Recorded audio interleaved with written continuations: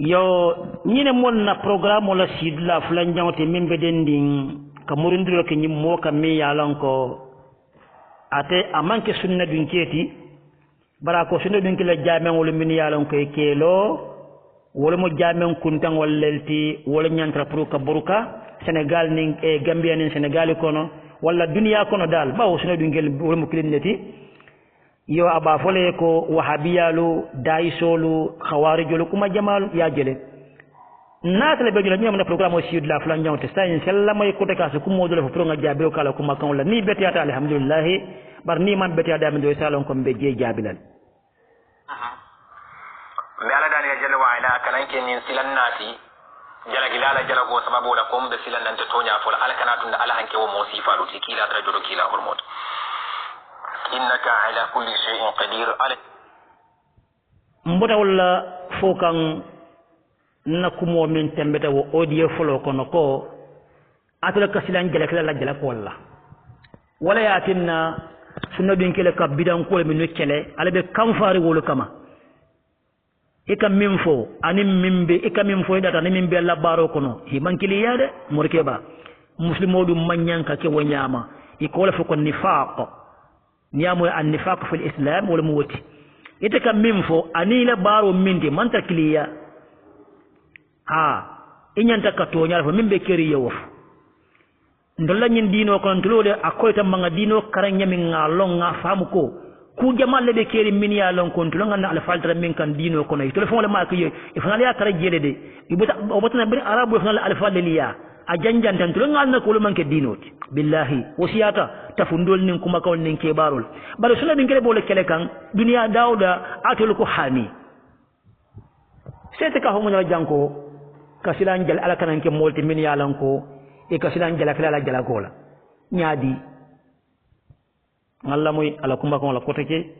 jalla wa ala lamkum mi bin wala timbe kison ne mo dani la fi ala bula so wonji den kila baka nin kila la bundun ke wala dimba yalu ana la sahabu anim men kabule ni ala simfalu no ma fokat kabule jugi ko no wala al qiyamah lolu wala وتمرين كلام بعد مسلمون نشر الأخيار نتلم رتني على كان كنا كما كان دان تانكا كا نيو حكي لابد نكالبا فاميار نيامي كتمين انت جاهل ولا خير الكلام ما قل ودل كما كان في اسمان سيامان سيا ختم من ديرو كلام ويرلا تلو كوتنا خا موي دراسا فام نيمبدا مما اهينا فلنت yo bi lafta kachala menna wolemu nin jamam boyindo lakko bi nata jamam boyindo le lade bi topiko jamam boyindo la topiko nata wala abedi ala nya fanfa yabo kon kacata jamam boyindo le la ka jamul boyindi mali muslimul wolum jaman jumaruti wo jaman wonyil dum fo to ko tembela ba aha kay jaman kunta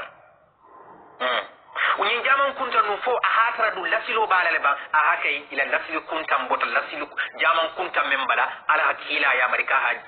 جامن كنت ممبويني نين جامن من بكيرين مبوكا حرامو لنين جامن وهابيل لنين جامن داعيسو لنين جامن ICC لنين جامن خوارجو لنين جامن مبالي مسلمو أبي تو أبي جامن كنت كادو مني كده كاكي ني مسلمو تلارو لسي كمسلمو تورا كمسلمو تلا yo be jabro kala ko mako fana ko take ala nyin ni diya ko mol men yalan ka be fokan birin abe diya mula mo nin hakli male mati londi tiolo mati wolbe akoyta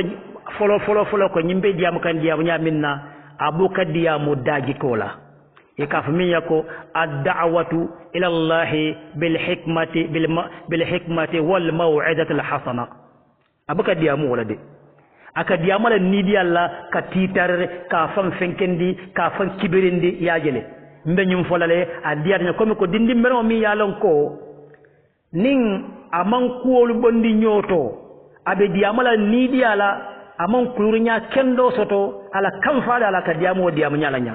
aman tra diamu kan diamu sobe la de bawo mun yatinna bira be diamala jayma ja faniya lalla nyokan ako boko haramun ko lanyin jamengolu daiso la nyin jamengolu khawar yo la nyin jamengolu wahabi la nyin aka nyimbe min be nyin kumo min be la nyo kan tenting aka sunne ben kile mankutu nyuni la katu ko wakafole minna ke fo nyi islam ko non tenting atenya te mo kilin atema mo kilon ate mo kilin bulo mutala Gambia banko ka wala Senegal anin Guinée Bissau Guinée Conakry Mauritanie sunna dun kebe dawoda ni safa ko wala mu daiso lenti wala boko haramun ko le moti wala mu khawarij le moti wala kafo ko wahabiyan nyimbe mu kuma jawal lenti nak bawo ka fole mu dolti min ya lonko e wala mu bandi kafo le bije mena ka kolike aka wala mankutu wala al momo kela moy Gambia nen Senegal kono ye Guinée Bissau Guinée Conakry Mauritanie jimale moli je min ya lon ko muslim moli mo bandiol le muti muslim moli le muti min ka moli kawandi ka fa ko nyimmu sunna du ngile min ya lon ko ka fa ko nyimmam beteya ini min be nyola ye jimale je min ya lon ko ye ka folo e kata ka nyabi moli kan ka moli fani dia kan wakata min to imaja be fani afola aka min fotendin daiso le fenko wakkilo min be araboliya mol min ya lon ko be bandiya ke kan ataka diama ka suno dinkile misare wala kotek ala kam fada kan oto kana fen fo mi yalon ko ate keri ngimam ko min sede ya niya asamana ya sindi kay ko say kam min fo daiso kafara be khawarijo fenko san jimale le multi muna mo profiti bang ata frano ata ko mo sotno bawa nako mo manta ko man la ka sindi ka nyinin ka o kul wana be nyinni dia ko lo mebe fola oto be min fola kam min foko nyimman ko tole mun be fotente ning Allah taala faniyala lonna sani alila moy kawandal ka min nufo fo woning bandiya ko muliya talban kawandal ka ko min fo ko nyimmo bidangol te nyimman bete ya ikam mun be fo moliya fo bandiya ko lelum bam woti je akoy tam molbe makka bandiya kuti bay to be kam farne dorom yo aka jamen kuntango min fana fo jamen o fulo na ko jamen kuntango ala nyum fana mu kuma jawu foleti jamen buka kuntaya yala min bije ku kilinde nin ako molle bije min yalan ko ye jamen lo pour que muslimo le fatandi wo mu ku jawolete sanji manal ye wote moya tara Gambia nen Senegal kono Guinée Bissau Guinée Conakry Mauritanie sunna mobe duniya dawode ka famine ko sunna dunge tel ka famine ko wahabiya arab kanal wali jame wolo pour nyinga niyo kam pour que muslim wolu tala ha wo fana mo kacha doleti abe faniya folla wakata minto ngata ngalla moy hanibi koteke ala kumol be nyaata min binala kila doko yalla la ilaha illa allah muhammad ibn abdullah mari musim murbin na ko wala ila la silo bone jamo membala ala tala ko alquran ko no jalla wa ala man sabama man sakallanko adun kana nyina de me kacala nyoye nin dalilo la mbe sula la fanan ite mari me yalon ko ite mun nin mbokka haramo leti yen jabi al yo imala dia mo fana mo ko teke ya bota min fo kan labon ken dako mo mi yalan ko ite mo boko haramol tin sen jaabi ye ite boko haramol tin sen jaabi nyaadi nyin ko mo manje kuma kendeti ya manje kuma tilendenti akuwo malla kufan afolo ko ni atrebe kumo fokan hana manke boko haram da fodro ni momo ila ko momo aye jaabi karante men be jaabi kan to manke boko haram moti boko haram obe Nigeria banko le kan ikafami ko Nigeria obe Nigeria banko le kan ndem be jaamu kan to manke boko haram woldi afolo ko niela kumo fo ning ayatra ko tonya bi je wala tonya to jafo moli ye jaabi male ka fo ko nite ma nyinete yen jaabi enite moti nyaadi ibe kumo min fo kay man to tonya fo kan imanta tonya fo kan iko kakila doya ikiyole fo kakila dogoya ya lete malami bekre man dino fa molatin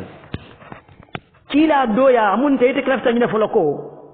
sunna dun kila alka fami ko wahabe wala ka kila doya ila dina famu nyam fa ila dina famu bale ma ja filtra kote imaje ko mi ko yala mulka min faale ko kila sallallahu alaihi wa sallama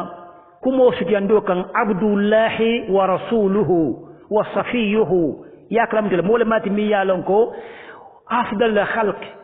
ala jongole mate ala kila mate ala muswandiro mate bari mole mate mi yalon ko atle mustafati mi yalon ko da fengol be fi samante mateleti bari kila ala palaso fana ala palaso nyimmu joyya palaso ta min buta min foka bari ala palaso mam futa ala palaso atol nin sunna dun kila atol mandino fam nyam sunna dun kele kamim faale wala mun nyinti ko kila la kuoto mi yalon ko wala sabati ta la joyya kuoto min mala joyya nin annabiyo me ya na la fisamante ya palaso ti kila nga wasabaten le kila ta la mu woti bari niya tambi niya asembe ala palaso da men diron ndol ka wala fatule dam ala ka fa ko ndol ka kila doya sunna dun kele ka wala faale ala kala na tambo mi ka kila kuoto wa ala ka folle ka kila dokoya ite ma lon na wala iman sariyon wala famole atinna kati muni atinna kila ala mu jongleti wana ala ka fa wa qul innama ana basharun mithlukum yuha ilayya annama ilahukum ilahun wahid nda fana mu ada madino qatil banya banya bare min yalla fata wala mu kila rawet ika wahayo lekin de kannan atale fi mantala mole mu mebeti ala jon kendo lo mati moyo mu mebe sabate wala asabu ate mim fukabula wonoma ko ala ya funya min nyama ngota min foka ma atakum rasul fakhudhu wa ma nahaku anhu fantahu kila min fukabula wonoma nyine mo kila warandoti bara mante ko yefem fokila ko to min mantra jede ko to ka fi min nako sanyin kila to ko min ko bota min fokala di amako ne ko ala iko kila horomo yalon kila horomo ja ala to yewle bonde je kila to ye kila la dundije wo man ke sariyon ten ka wala foy atle man je min fa mal ka foko mulka kila doya ni ayatra ko kila do mon kila ka fonje ko la tatruni kama atrat an-nasara isa ibn maryam man kila yawfo kila ko la tatruni alkana la natambu kantala kuut li kana kila fatande ala place de mulka nyine faali sunna dun kele wala fam kra alman jele fam alka ka kila dokoya ima long iman sariyon faamu dukare ñin diamo ba jam fala bak nin ko ba fatam fansi la ku jamalu to affe fon la bake bari alman jele faham ok continuer diamo la côté ke o jamon kunta men be lorin gambia ite khawari jo mboka haramo daiso ICC allo jamon kunta men be lorin gambia nin jamon kotol karala albe jamon rarrandila laftal alfanale anjabi nin dalilola alquran imaje ala diamunya haklima be sa korosiko nyimanta diamu kan londola amanta diamu kan dajikola amanta diamu kan horomola amanta diamu kan bunyala amanta diamu kan bil hikmati wal maw'izati al hasana wal mugadalati al husna amanta diamu kan wala de atabe diamu kan fala rek bari haklim malum be yela nyin isutele imaje yefango wanyarle tuma do min yalan koy man famani mi yalan koy ni min be kukle wala sefa sa ko be to nyala fo kan ibe diamu ko kan ite ka diamu nyam mo man nyallon na man nyam pro ka diamu tenti ngoy ko kan yum banku min wulu man ke to nyata kilin jamen o ka fo jamen kuntang ite jamen tod lay ko nyimmo jamen kuntang oleti jamen o be ka kunta ya bari ni moya lo ku kam to do ndiketa ko be min fo kan wala mon de jamen mi yalan ko moli yalo pour que mol batar dine ko na sike masjid dirar be nyami nyama iko diya mola bari ite yedde muda mo tara dalilo to ko oto mo mola kam fadal te doro aka mun dele ko nim moya jamo la ka salije ite kam fata mayatna mun yatinna la jamo lo ikay ko jamen kuntang ite fana ka sadda ma fana ko ele jamen kuntang sa jola mala jamen kuntang oti nyimmo kam fada diya mol te jot mi yalon ka manda ngalla mo la ko te jenga continue القرآن كلا الحديث صلى الله عليه وآله وسلم القرآن وان كلا الحديث عن لنا بركة ولا بانجوتو بسولان ولا البلد حقيقة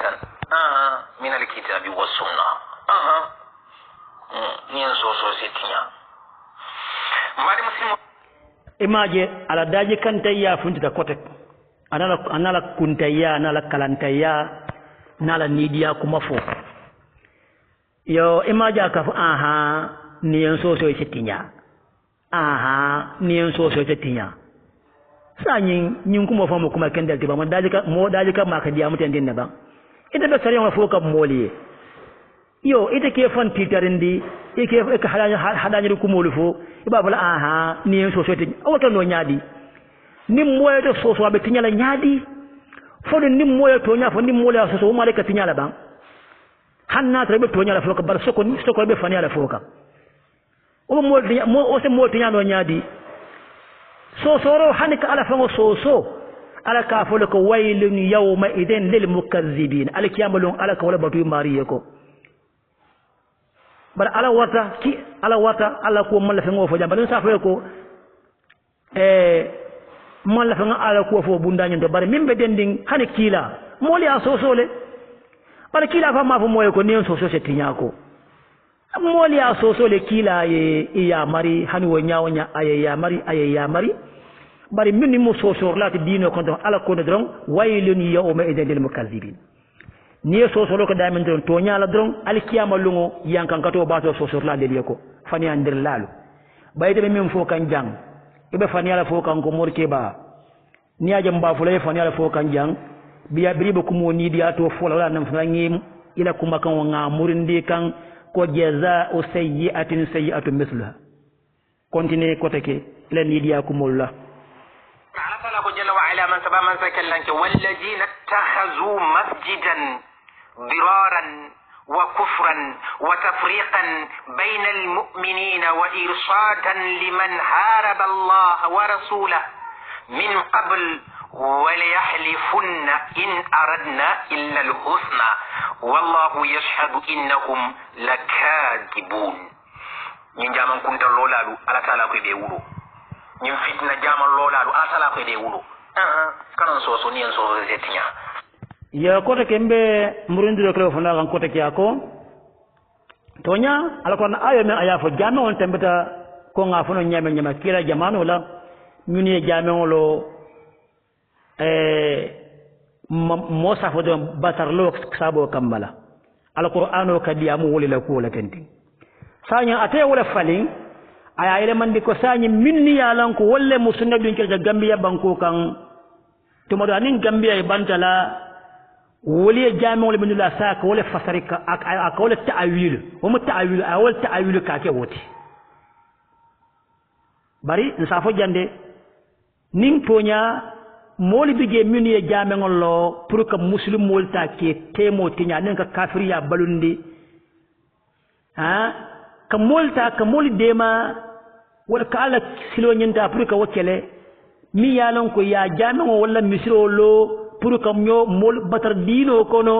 wamu ku jaw balti wo jame on nyanta buru kala to nyala moti ba saw mo jame ngi malati atabe jin jamo min be fo kantenting abada nyin mbo fa ko fo fata de manni ko ka fa min ko kul kan sumuna lemu aba fan wala koto yalon tolla nin abru tariko kamba hake oblandila ayatan alfa fulu la tariko tul fa ma wol nim mama wol nim mumu wala jamano la sufi kunda akamin fotentinde ate fo nyinin kay tul fa wala satetu walla sate min be tol dala walla sate min be wodala ay tariko ay nyinin karo ke bam fo wo jamano la mole man so ba mi yalan ko mole wali ta dina ko la ka nyo saba almame yalla walla ani wali kensan dale sate kilingo kono muslim mole kam fa nyo kama dama do nyindoli la misiro lo wala la jamengo lo ifaye ye kefulati fo man so ba wajama jamal sultan tulla tariko kono ateka ka sufiya min fasa akaka alfal min fasa nanyim bankol kanjang akawo wal halo min ta ko fasa wo jalle keta wo kono fabo kontla no leba sate wo sate nima foko tariko kono sate wo sate gambia ne senegal kono guinée bisaw guinée conakry na alfafo la jamano sufi kunda ni ma foko sate wo sate mo sa foko ibeye kuya nenele iwali tali ye jaila italata momo ya fansun sate mol muslimo le talata momo ya fansun jamengol lo walla fansun misiro wali o sabo kamala pour tala sabo kamala oto malan faka di akabunta kadiyamu wasifale la ni ka diamu walla wakana watan bitale de ika silo min fasa ita be silo min ka min fasa wo jamala keta woto de bar wo ben ta fula ko jamen kuntan tol ta fula ko misri kuntan munemu molle kam fata nyo kama ila dunyolo man kunyoto waliyo kete tema i kam fata setan nata momo yala jamengolo adi be ka alabatu jele ika min fo exactly ika min fo tande wotambita wakata sufi kundale a jama julmolde woto tañinin karo ko tariko kono minu tambita wo sifa jamal de keta say wo molla kuma ngamare tele nyum kuma bo wolle made woto say nyin ko mi yalan ka kata tending nin akara tawla yake walla keta mistake wala te drong woto say wo kiti kilo ma hani bide woto malan fo ika minne fo sunna dingele melan ko be minne fo ka fa minne ko boko haramul qawarijo daisol tenin de ICC tenin tuma do wo fitna kilingo wo kam fa nyola kilimo na tata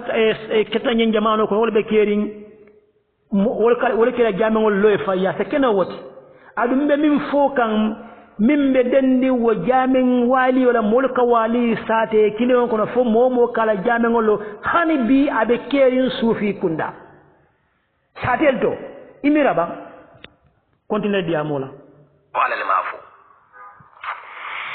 mbari muslimo atala ko jalla wa ala man saba man sakallanko mol min yalo e halloro ke nin misiro mi yalon ko yake nin tawralo leti anin kafiya nin balango kila mani mu'mino du ke kala ka muslimo du temo tala ka mu'mino du temo tala anin ka molu kafu nyoma min benara ala nala kila kelela anin ka mo ken do kele mbari muslimo ni wa de la jamu ko ikamude keji ala nala kila ka tar wolle abe wala nyama yemin fo muto nyalti de ka jamengo lo wo kamma wo mu fende mi yalan ko wo manke wo mu kafiri yalati ka kiwa kamma kafiri ya fo jato le mu woti bara sa ibo dan banja jimal lella ni adam bendi ikaf min ko wahabiyal ibe faniya folela ibe ni dia kuma folla woto de dayla kilim mantere ibe kam fato kuma folla kam fato kumo nke jabe wala tenti kilele be ni mu'minu talale be mu'minu kela ila nyi jaman to le beje yo wala da nyi jaman men feden system sa nyi jaman kunta men bebe lori idela la silo bota nyi balala nyi jaman kunta mboka haramu la nyi jaman kunta wa abel la nyi bukku neke jaman kunta ibela la silo bota nyi bala wala da lonna lu kambe to jaman sifa o nyanta burugalale bi nata jaman boyindo kachalela ika wala fo mun to nyati nin ayatra ko jaman men be wonyama bara jaman nyi man la be wonyama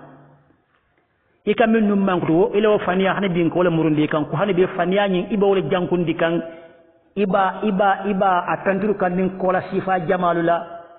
iko ka malandi le moli nyakoto pour min ya lon ko la hamuro man jamfa ila imalondo so pour nyin kamala kawul sondo mota ka muta ke kortela kuma kan jawala ko kila ka funja min ko wa inna min al bayani la sihra imaji jang minnu ma fa mol safa he to nya be dami nyimolu wahabiyalu ni arab karandingolu nyimi ka fa tele sunna binkelu ni etujangolu nyunu ka jamengol lello pour ka mol tinya ibe fan yalla imaje etujangolu ye jameng jellelo senegal kono gambia kono ila makori nyino sabo kammala ya lo mol la satel de tare tol tata o jalle keta ite ko ka jamengol millo womu kafiriyalti anin ka kila nala ana anin ala nala kila kadino kelete ka wolof ibe faniya fo kan ma continue be yala ni yawo fo ni famfa way ala tala ko jalla wa ala man saba man sakallanko kamul kaf yo men mina ala nala kila ru kelela kabrin mbadi muslimo ni jaman min yalon ko ni wahabel ke lollondi jaman ko dol karala e ka do famuji ala konyo to jaman ko do metaji ate tatam bukku neke yala ni araboriya anata sadadani anata bafur araboriyan ko dindum le bembel mbulla min yalon kafir dindum lo biti bari ila wuludal mukafir sanitel sanyen jang na audio la sina fulan jangon be danna janne foloto ngata banyo kamanang ayakumo kumas damim fanala ngata je nga continue kato ko audio nyin ka jam fala pour nyin kamala mol sa jinno nyama wala yatinna be janna jam fala nyina mon ka ta ci la